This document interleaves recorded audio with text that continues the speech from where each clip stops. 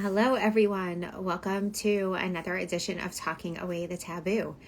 We are a couple of minutes late here, but I am really excited to be bringing you this conversation with Aliza Konig tonight. Aliza is our surrogacy coordinator. She is phenomenal in every possible way, and tonight she's going to be answering all of your questions.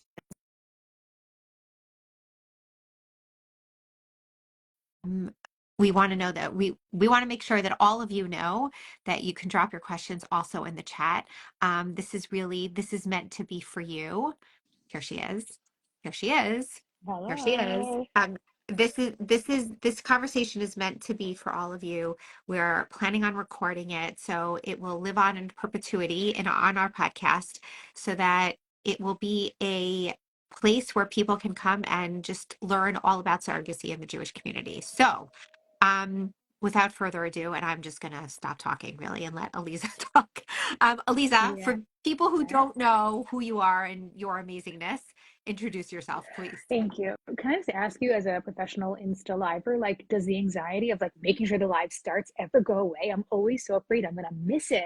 I, I the answer is that there is always anxiety, no matter where we are, when we're starting, how we're starting. Like, is the technology going to work? Like, we never know. Okay. It's always a surprise. So here we It's are, and it's working, and so we're going to run with it. Yes. amazing. Thank you. So hi everybody. Thanks for having me, Amy. It's always so great to be on Insta Live with you and Instagram in general and just spreading the word. So for those of you who don't know me, Aliza Abrams Konig. By day, I work at Yeshiva University at the Sachs Herenstein Center. I work in student leadership and I do a lot of programming both on the student level and community wide, spreading Rabbi Sachs's Torah and teachings. And then by night, or really in all the other hours of the day, um, excuse me, I am the surrogacy consultant for I Was Supposed to Have a Baby. So what that means is that I was very blessed to have, together with my husband, two children born via surrogate. And that's a much larger story, how we got to there. But if you haven't seen my previous podcasts and things like that, please check it out and you'll hear our full story. But I spend a lot of time speaking with couples and individuals who are exploring surrogacy or going through surrogacy, and I try to help answer their questions and guide them along through the journey. It's a long process. It's an emotional process. It's an expensive process. So we try to talk about all different resources that are available to people. And part of that, one of the resources, is that I run I call it a support group, but it's based on WhatsApp. We don't meet regularly, so to speak, like a support group does. But it's over 100 people now at this point in our WhatsApp chat who are all going through surrogacy or have been through surrogacy. And it's just an amazing resource sharing space. And it's really an honor to be the one to moderate it, I guess, because I'm a community member just like everybody else is in there. But it's really special. And that's just a little bit about who I am and what I do. Okay, so I'll add one more thing. I mean, Okay. Aliza only told you about two of her jobs, so to speak. Aliza has about another 15,000 things that she does, volunteer things that she's paid for, not paid for. She's also getting a PhD on the side, like just Sure. minor things that she's involved in. So just so you understand the full breadth of who Aliza is. Um, but today we're here to talk about surrogacy, and so I actually and this is the conversation of like all the questions that people have sent in, like what are the things that people want to know, and the most commonly asked things. And I'll sort of get us started with the question of like, you mentioned this WhatsApp group, which you run, which we run as at I Was Supposed to Have a Baby. I say we because it's under quote our auspices, but the reality is that WhatsApp group was well in existence before I or we ever got involved. And so I'm curious, one, like, what are people coming to you with? Um, are they like just exploring? Are they people who are really like interested in the process? Are they people who've already been through the process and want to help other people? Like, why are people in this WhatsApp group? And can you just share like a little bit more about what goes on there? Obviously, with keeping people's information private and anonymous. Absolutely. So the answer is yes, yes, and yes. So people are coming because they're at the very early stages of exploring surrogacy. Actually, let me back it up 1 second. First of all, before anybody, I have a pretend phone holder right now because my phone is charging, because obviously I came home from work 10 minutes ago and it's like dead. So it keeps sliding. Apologies, everybody. It's all good. So basically, before anyone even joins the WhatsApp chat, I have a phone call with them because of the privacy related to surrogacy, in my opinion and my experience. I want to make sure that everybody that is joining, and especially because like you have access to people's names and phone numbers, that there is a level of screening that happens. And there've been one or two, I would say it's a very small amount of people that I've said, you know what, like this is not the right time for them to join or the right person to join. There's some other underlying issues there I'm not going to go into. And they don't join. But basically, people are coming at different stages. Some people are really early in the process. They've just come to like the emotional point where they're able to like admit that they're going through surrogacy, and they feel completely in the dark and lost and don't know the first thing other than they can't have a baby unless they go through surrogacy. Then there are the people who are already on their way in their journey, but they just heard about us and they're looking to join. I spoke with a woman today who, thank God, is expecting a baby, and they're 12 weeks along, and you know she's just looking for community. And then there are the people who actually have already had children via surrogate, and they just want to be a resource to others, which is really great.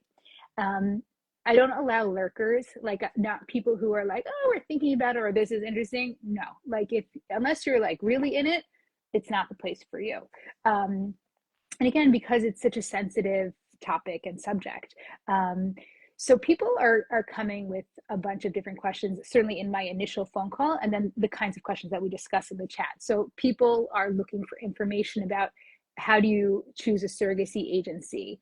How do you even sometimes find a doctor to work with, right? There are some people who just have been, you know, going through lots of pregnancy losses and have been working with their regular OB, and they feel like they need to find a better doctor, or they need a reproductive endocrinologist and they want suggestions, or they had worked with one and they're not happy and they want a recommendation.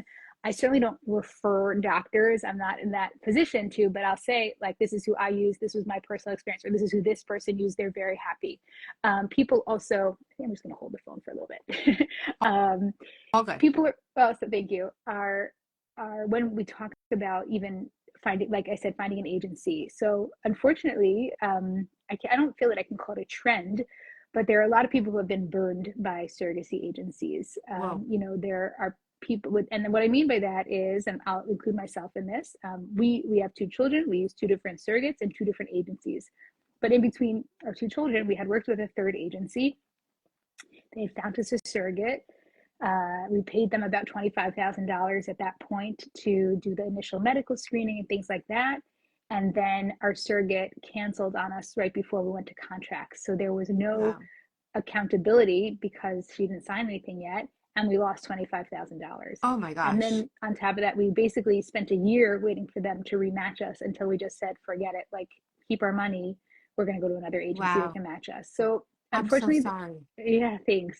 It feels like a long time ago now that that happened. So, you know, we've moved on, but there are a lot of people who I've spoken with who have had, unfortunately, sometimes negative experiences where they were promised a surrogate or something happened, and agencies like just walk away with their money because you have to give non-refundable deposits to agencies. So people want to know from real people who they can trust about agencies, you know, that exist, that are out there, and there's tons of agencies, so it's very overwhelming. A lot of them have similar names, you know, so that's again where people are like, what do I do?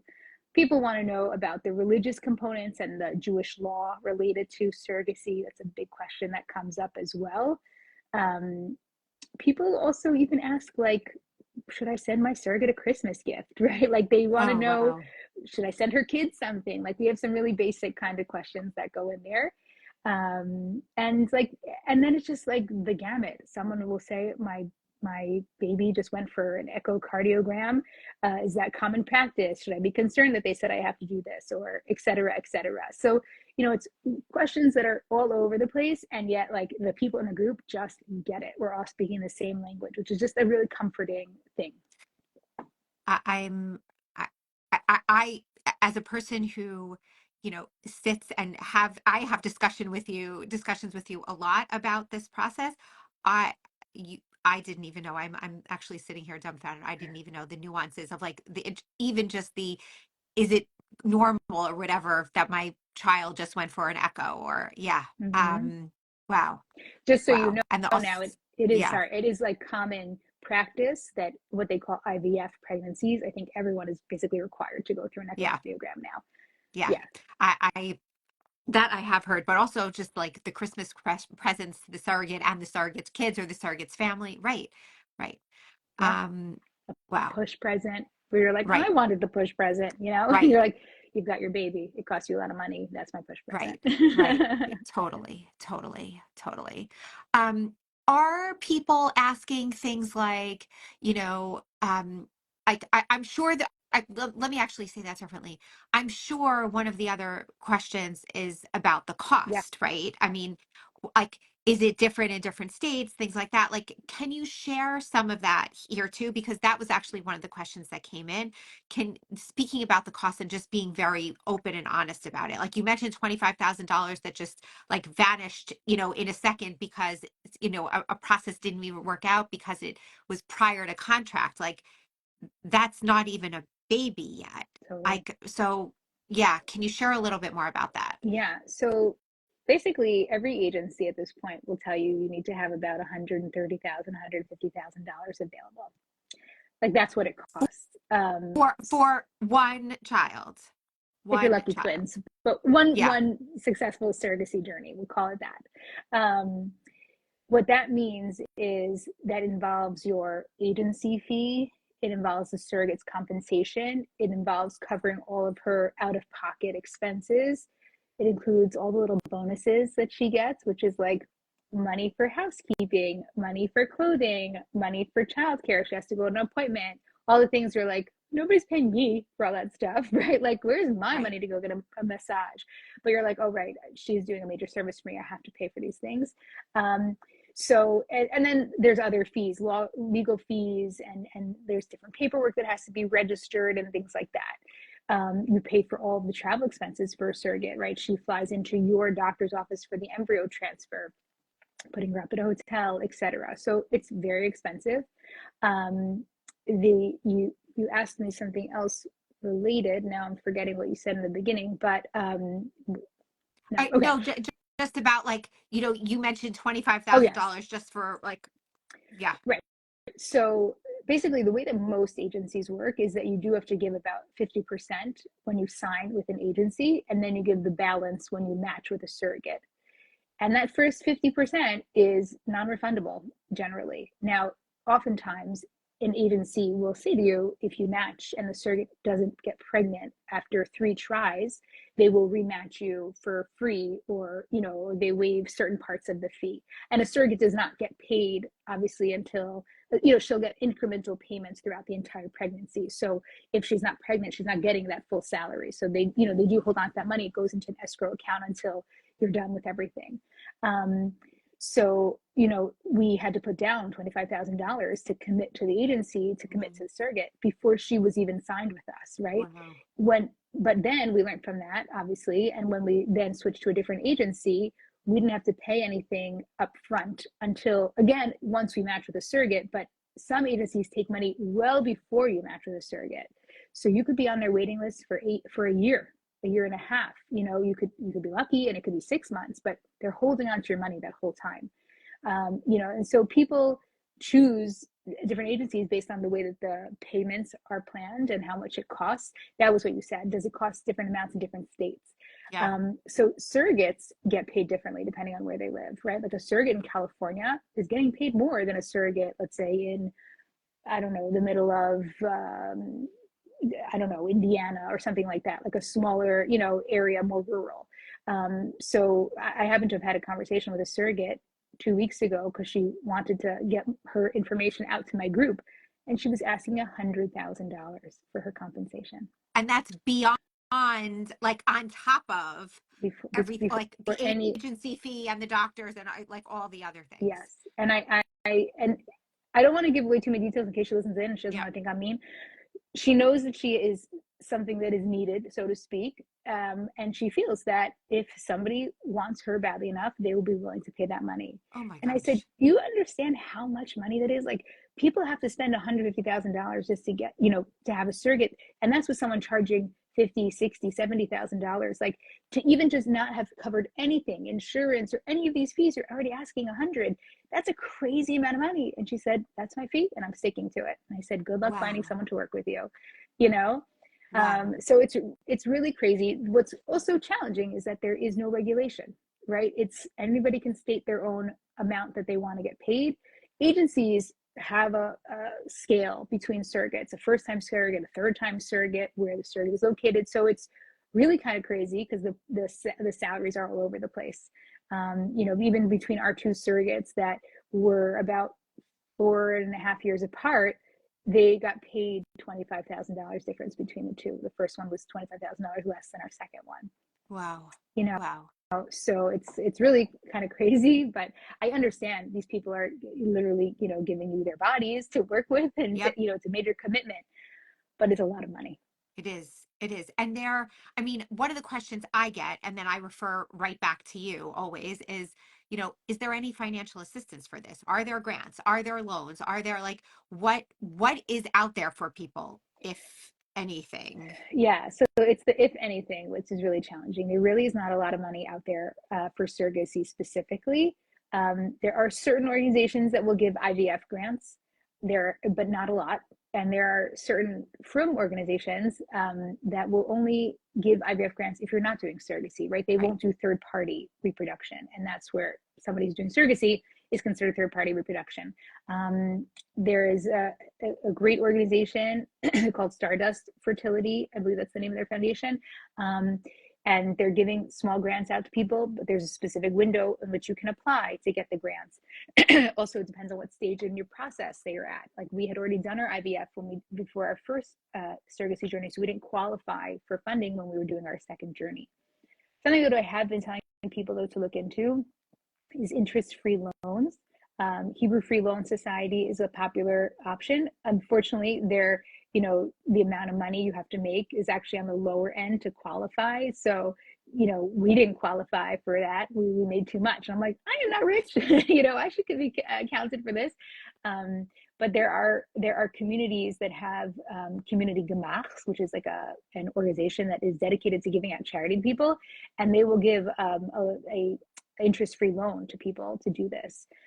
So you kind of have to do a lot of exploration on your own to find funding. There are a lot of people who do their own crowdfunding. I know some people in our group who had or a family member set it up on their behalf. I know somebody that sold their apartment in Brooklyn and moved to another area in upstate New York because that's what they could afford to do in order Wow. to do it. Yeah. Wow. So people like do whatever they can, and and this is for everybody. This is already at a point after like tremendous loss, and having gone through their own fertility journeys or health issues or risks and things like that, but then they have to figure out the funding behind this, which is a big challenge for people. Tremendous challenge, tremendous challenge. What do you think? One other question, another question that came in was also about, like you mentioned before, that some of the questions that people are asking you are about the Jewish law aspect and finding, a good Jewish surrogate, whatever that means, or a kosher surrogate. Um, can you just go into some of the general rules or suggestions that um, you have that that was part of your journey, but also that when people who are interested in um abiding by, I shouldn't even say that, when people are interested in trying to figure out what does the law say, what does halacha say in regard to surrogacy, like how do you direct them, and what is the general thought behind it? Sure. So first, I'll give the disclaimer: I am no rabbi. I've just spoken to a lot of them. So the general understanding is, it's funny that you called it a kosher Yeah. surrogate. So when we Yeah. think kosher, we think Jewish. So many rabbis in America actually prefer that people use non-Jewish surrogates. The reason why is because, and it's complicated, and I'll try to explain it in the simplest way, and also without offending anybody. when there's a law that basically a married man cannot impregnate a married woman, right, who is not his wife. If he impregnates somebody else's wife, that child is a mamzer, a bastard child. So to avoid that, rabbis will recommend that you use a non-Jewish surrogate. That issue only arises when it's a Jewish woman and a Jewish man. So when I say a non-Jewish surrogate, that literally means, she could be eating pig and she could be your surrogate. That doesn't matter. And we asked the rabbi, do we have to tell our surrogate to keep kosher while she's expecting her baby? And the answer is no.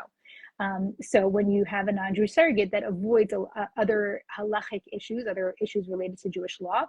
And what one does after their baby is born, a few months later, they take them to the mikvah to do what's called a gerus l'chomra, which basically is a conversion just to check the box, right? Because if it's your Jewish genetic material, that baby is your baby, right? You know that it's your baby, but because Jewish law was established well before science, right? The only way that one is a mother is because they birthed the child. So halacha sees the birthing woman, the surrogate, as the halachic mother.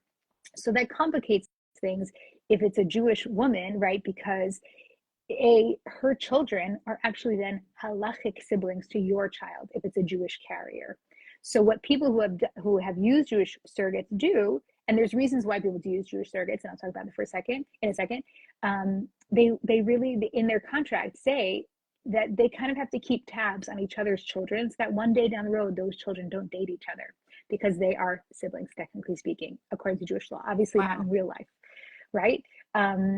So that's a big piece of it.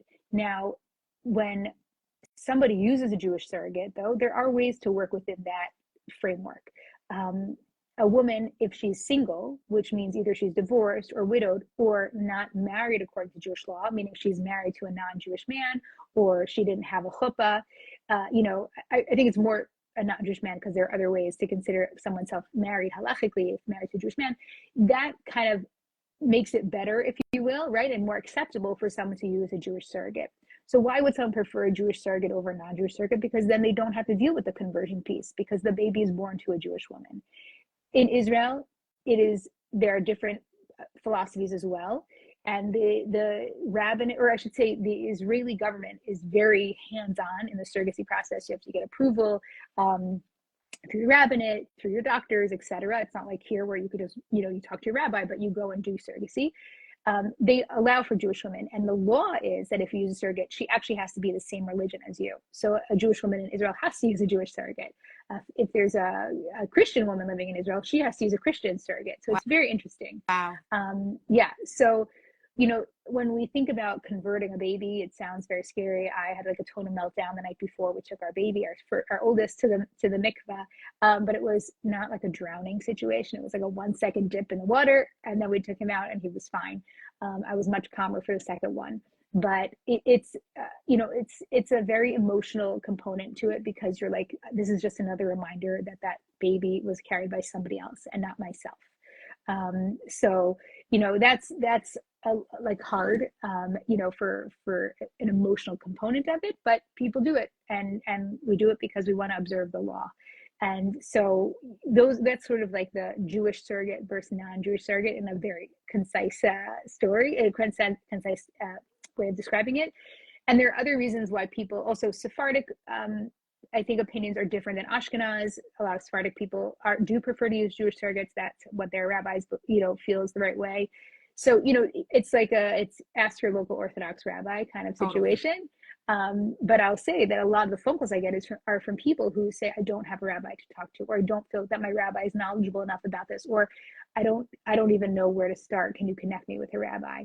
So, and that's what I do. And I refer people to rabbis, and I help people also who are maybe not Orthodox, who want to do an Orthodox conversion, find the right rabbis to work with, because that's another piece of it as well. It's been very interesting meeting a lot of wonderful people who aren't Orthodox, but they understand that they want their child to have no boundaries and have any issues if they want to move to Israel one day, or they want to marry somebody Orthodox.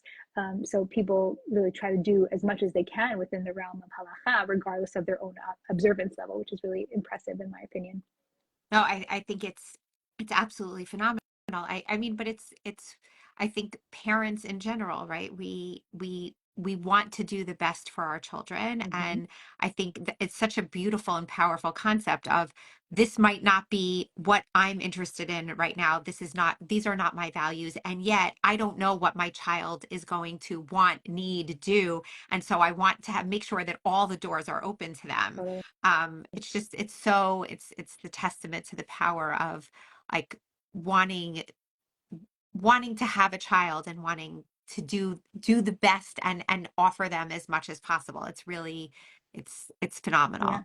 Um I, you mentioned something earlier about your that it was emotionally difficult for you to just think about dipping the baby in the mikvah. Um and I want to say that, you mentioned that there are Jewish surrogates, and we actually interviewed a woman on our podcast last year. Her Mm-hmm. name is Carrie Bornstein, and she's Jewish. She lives in Boston. She talked about how just incredibly powerful of an experience it was for her to be a surrogate, like to carry this baby, and she loved being pregnant, and it was like such an amazing feeling.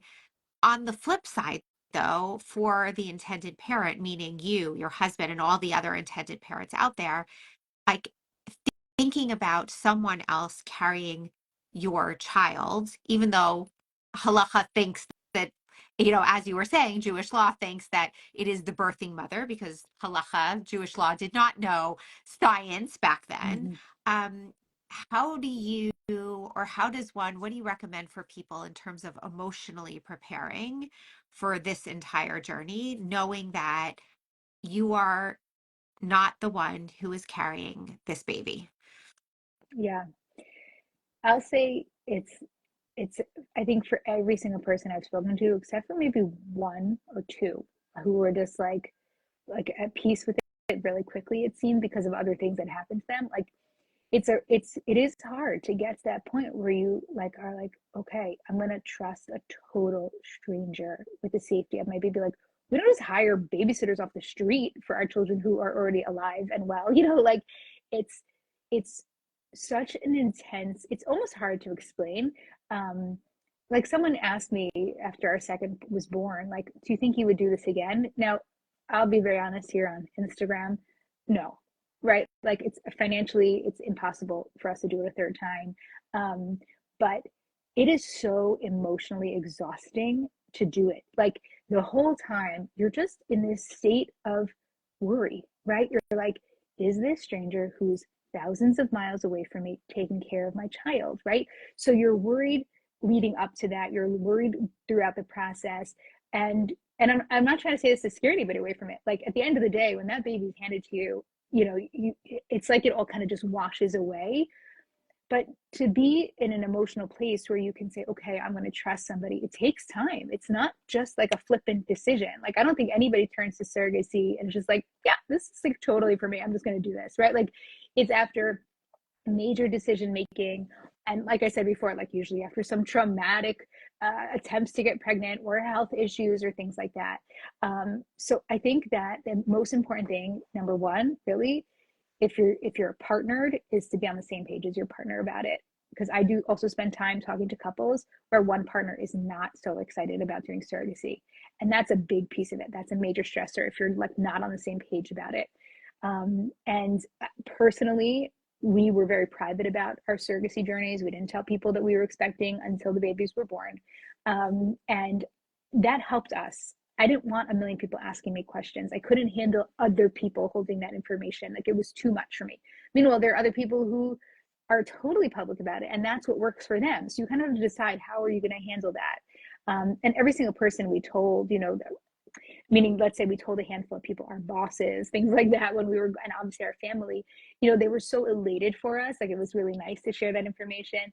But you have to, like, think about what is the best way for you to handle this and not worry about what other people think. Like, if you're thinking like, oh, I would tell everybody if I was actually pregnant, but you don't have to tell everybody you're expecting a baby through a surrogate.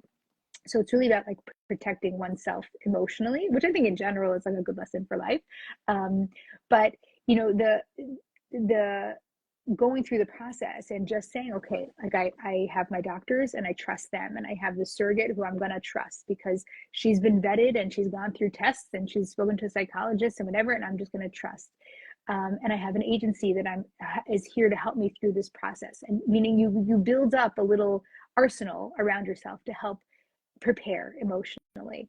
And I think that at a certain point, when you just make peace with like, this is how I'm going to do it, it does feel better. And you do feel this like, okay, like this is my path and this is what we're going to do. But I'm not going to lie.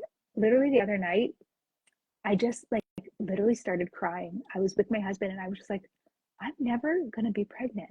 Like I'm going to be 42 in May. I like most people are done having children by now, and I just all of a sudden it was like I'm never going to be pregnant. I'm getting emotional. I think that like I'm not going to have another baby. I'm never going to be pregnant. Like I just like couldn't. I didn't even know where it came from. It was so emotional, and I never had that in the 6 years leading or 7 years that I went through this whole process. Right? Like it was all of a sudden just like hit me, and I think that happens to people where you're like, I'm just never going to have that shared experience as other people, carrying a baby. Even my own daughter, please God, one day, like I won't be able to be like, oh, when I had morning sickness, this was my experience, right? Like I will not have that shared experience with her, and that's something that like kind of just like hit me all of a sudden. But like then I look at my beautiful children and I think that I'm a healthy person because I had an alternative way to have children, and that is like okay, like this is okay, you know. I I when um when I was going through my miscarriages, many of the people in the I was supposed to have a baby audience know that I had multiple losses before I had my twins, who thank God are here and they're wonderful. Um, I I had this moment of I'm never going to get a chance to be pregnant again. Like it's that I'm never going to have another baby. And obviously it's completely different, but that what you just shared about I'm never going to X, Mm-hmm. um, I started getting teary because it brought up that piece for me as well. There is so much grief that we on all of us who are on fertility journeys we carry with us, even when things work out, Mm-hmm. even when they work out, that there's still so much grief that we're holding because of everything that we've been through, and that piece doesn't go Yeah. away. And yes, X number of years later for you, it's 6 years later. For Mm-hmm. me, my twins are now 11, and you're sharing this now, and yeah, Yeah. I'm feeling emotional. Yeah. Um, I wonder also just about like the emotional connection between you and the surrogate versus your husband and the surrogate, and like you said that like you just had to kind of like let go and know that everything was going to be okay and like kind of trust her. I'm wondering if your husband felt the same way, of like what people share with you about partners, about how they like, yes, obviously, in order to go through this process, ideally you want everybody to be on the same page. Sometimes that doesn't happen in life in general. But if the decision is made that a couple or two people are going to go through this, like how what is that relationship like?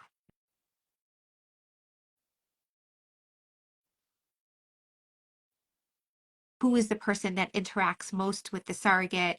Does that mean that, like, if it was you, does that mean that your husband wasn't involved? I mean, I'll only speak for myself and my own pregnancies, that my husband came to some appointments but didn't come to all of the appointments. So like I'm imagining that that's the same, but maybe it's not, because this is a process that's totally removed. Like, can you just speak to like what is the typical or normal? I don't know if that even exists in this realm. Yeah, yeah. I don't think there's typical. I really think everybody's journeys are different.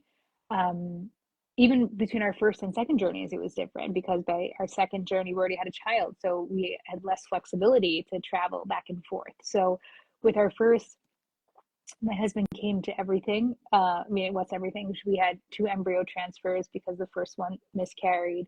And then we went for the 20-week ultrasound, and then we didn't go back again until it was time for the baby. And we went 2 weeks early because our surrogate freaked us out and we thought she was going to labor early. So that was fun. But the whole time we had I remember we created a WhatsApp chat, and like our surrogate had never heard of WhatsApp. And I was like, what do you mean you never heard of WhatsApp? And I was like, oh, right, because it's like a Jewish thing in New York, in Israel. So we introduced her to WhatsApp. But we had like a WhatsApp chat between us and our husbands, and I don't think that we ever used it. Like it ended up being really just like me and her texting and being in touch, and I would fill my husband in. I oftentimes had to remind like our agency and our doctor to like CC my husband on emails and things like that because I wanted him to be a part of the process. Yeah. That was hard for him, that he really wasn't so included, and that we had to be very intentional about like, please remember, like he's the father.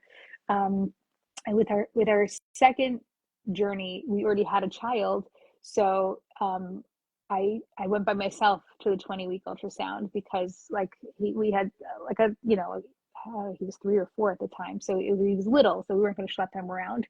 And even when our daughter was born, we came a day before she was induced. Like we were like, Wow. we got this, it's fine.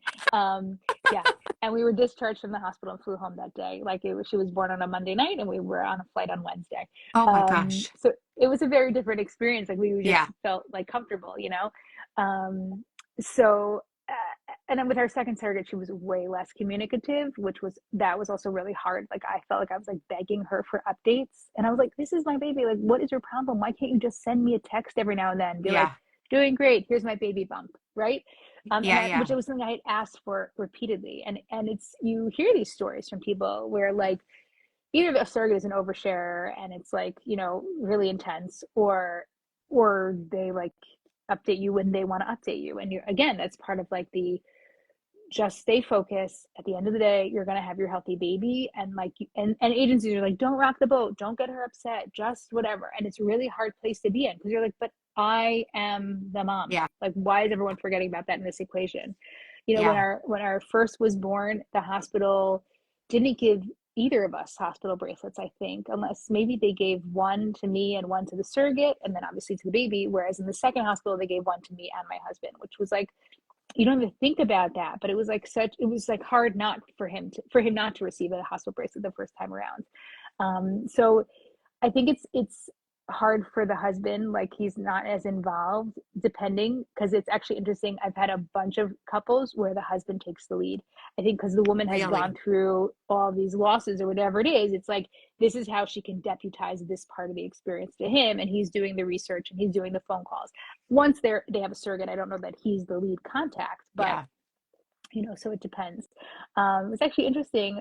I spoke to somebody recently who I think she's obviously interested in doing surrogacy, but I think that they maybe already have 2 kids, and she's kind of like, if this doesn't work out, I'm okay with it. But her husband really wants a third, and she's like, fine, if you want to do it, then you go do all the work, Whoa. So it's interesting, Right. yeah, to see. It's also been like I think it's been interesting about some of the men are worried about what are people in the community going to say. I think those are like, more religious people, and whereas the woman is like, whatever, we'll figure it out. And the husband is concerned about those pieces. It's again, very individualized. But that's the experience. At YU where I work, I just actually recorded a podcast with, it'll be live, so I'm sure he's okay with me using his name. Jonathan Schwab, who he and his wife, they had a baby via surrogate, and I actually interviewed him because I wanted the male Yeah. perspective on the Yeah. surrogacy journey. So it was a fun conversation, and it was also very enlightening to hear his perspective on it. Will, when that comes out, Yeah. by the way, you can plug it here, go ahead. There's going to be a Thank series. you. Yes. Because when that series comes out, we'll obviously share those links as well, so just share Yes. with people Thank what you. that series is going to be about. So Aimee was one of the people that I interviewed. So thank you, Aimee. But so it's a 3-part series that I did with a focus on infertility and surrogacy more specifically. So I interviewed Aimee, talked about I was supposed to have a baby and infertility in general. As I just said, I interviewed Jonathan Schwab about his experience also with infertility, but more focus on surrogacy. And I interviewed Rabbi Ezra Schwartz, who is a rabbi at Yeshiva University, to talk about the halachic side of surrogacy. It was really great. As an update to you, the release date is getting pushed a little bit because now everyone's excited about it and wants to do a part of a bigger series. So I'll keep Amazing. you posted on that. Okay. Yes, Okay. thank you. Um, okay. One kind of like wrap up last question here. You said just anecdotally that it seems like, some of the husbands are more like concerned about communal response. Like, what are people going to say? How are we going to share it? How would this? So, like, what I'm wondering what the range is in terms of what people share, don't share, within your WhatsApp group. And also, like, in your specific circumstance, and in like even some of the couples that you mentioned here, right? s- To have a baby who is born by surrogate is not necessarily their first child. So how do people in general in this world, like, how do you share with a child? How do you share with some of your other children? What's like the range there also of what people say? Yeah, it's a great question. And I think everyone handles it also differently. Certainly, people who already had children and children who were older, they're a part of the process from the beginning, basically, because it's a big deal for them as well. And the parents, like, keep them in the loop. They go out for the birth. Sometimes, oftentimes, we had a child, but he was only 4. Like, so his memory of being there when our daughter was born is that he had fun at the Chuck E. Cheese nearby the hotel. And he's asked me if he can go back where we went on vacation to go to that Chuck E. Cheese. Like, that's his memory, not like having a sister. That's his memory. That's great. Um, yeah, it's pretty funny.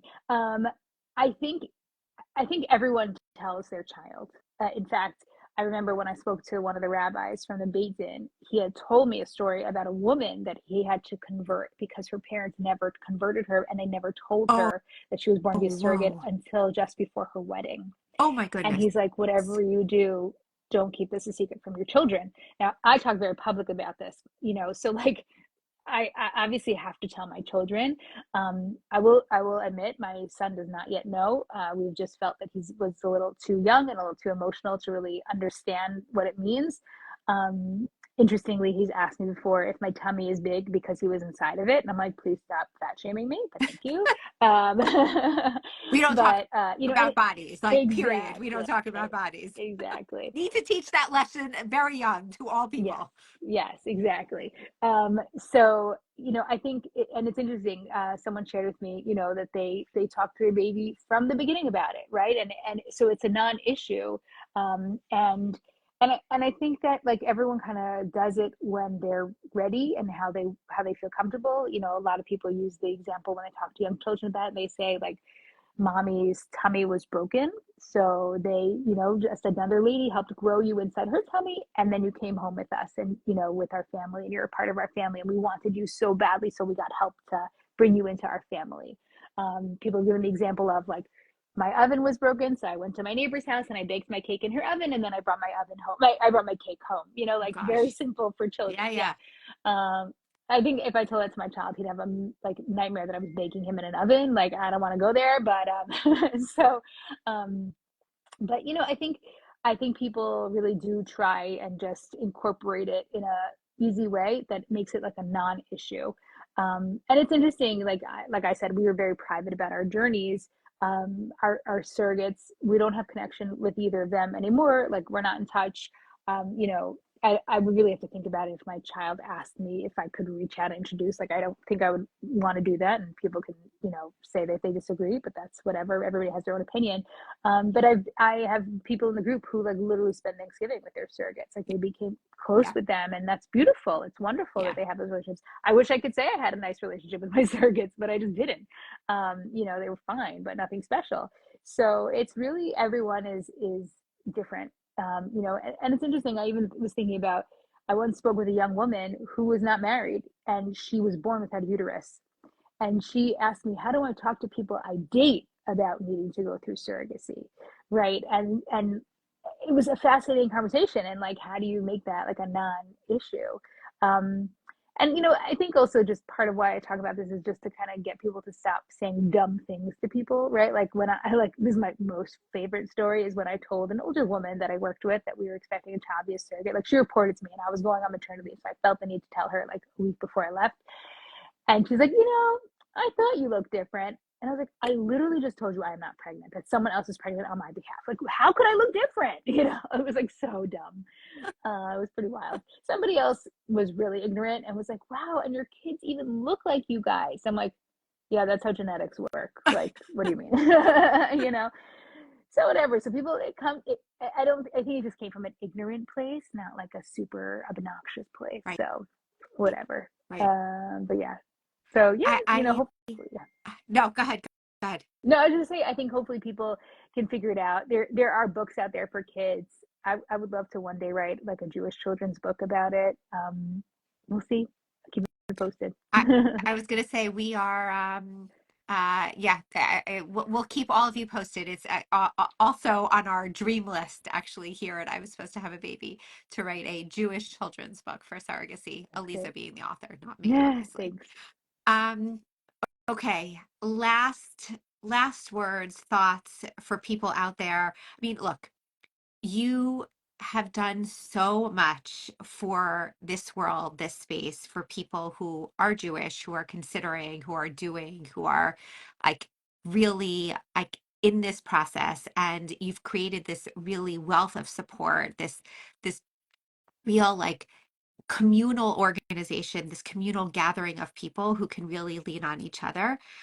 So my like just question to you is, what about those people out there that are still thinking like, I could never do this, like this is just not for me? Okay, forget about the money, like we have the money, whatever, but like I could never do this.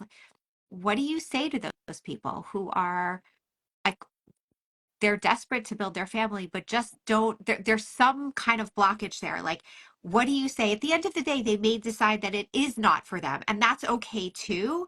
But what would you say to try to just maybe offer them some piece of advice that maybe, look into this or think about X, Y, or Z? Like, how do you start that conversation? It's a good question. Um, I want to say it's doable. It's possible, right? Like, so many of us have done it, and it feels scary and overwhelming.